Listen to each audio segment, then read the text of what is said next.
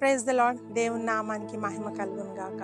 ప్రియ సహోదరి సహోదరుడా, తల్లిదండ్రులైన వారు పిల్లలకి ఎప్పుడైనా వారిని పక్కన కూర్చోబెట్టుకొని దేవుని విషయాలు మీరు బోధిస్తూ ఉన్నారా?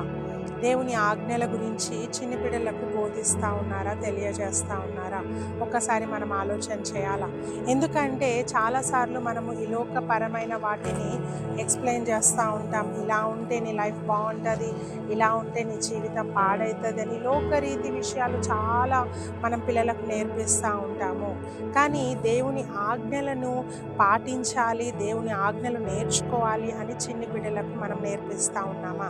దావీదు మహారాజు తను చనిపోయే మూమెంట్లో తన కుమారుడైన సొలొమోన్ని పిలిచి ఒక మాట చెప్తా ఉన్నాడు. నా టైం అయిపోయింది, నేను దేవుని దగ్గరికి వెళ్ళే సమయం వచ్చేసింది, కాబట్టి నీకు కొన్ని విషయాలు నేను చెప్తాను అని ఏం చెప్తా ఉన్నాడంటే, నువ్వు నిబ్బరము కలిగి ధైర్యంగా ఉండాలి సొలొమోన్ అని చెప్తా ఉన్నాడు.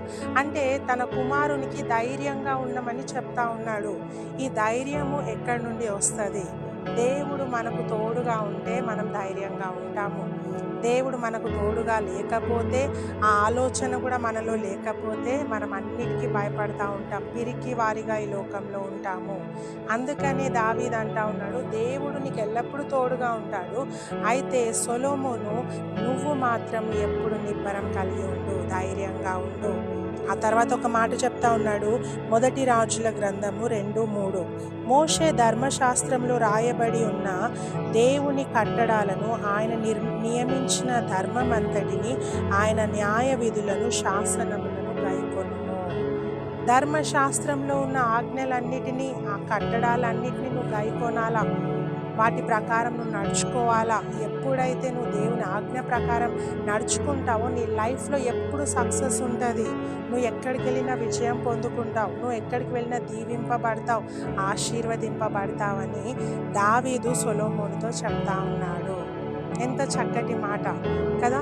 ఇది ఆత్మ సంబంధమైన మాటలు దావీదు తన కుమారునికి చెప్తా ఉన్నాడు. మనం ఎప్పుడు శరీర సంబంధమైనవి చెప్తా ఉంటాం.